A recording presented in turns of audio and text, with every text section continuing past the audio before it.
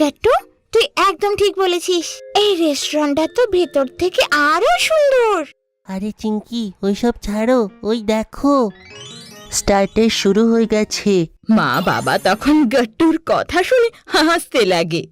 আচ্ছা সোনারা, যাও তোমরা গিয়ে স্টার্টার এনজয় করো, ততক্ষণে আমি আর তোমার বাবা গিয়ে বসকে বুকে দিয়ে আসি। ওকে মা।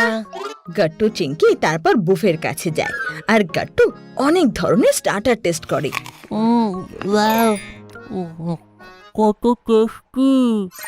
আরে আরে, আস্তে করে খা কাট্টু, আগে খা তারপর কথা বল। চিঙ্কি, তুমি এইটা ট্রাই করো না।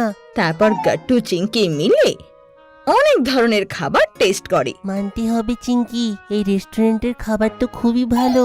আমার তো ইচ্ছা করছে শুধু খেতে থাকি আর খেতে থাকি। না না কাট্টু, যদি স্টার্টার খেয়ে তুই এখন পেট ভরে নিস তাহলে পরের গুলো কি করে খাবি?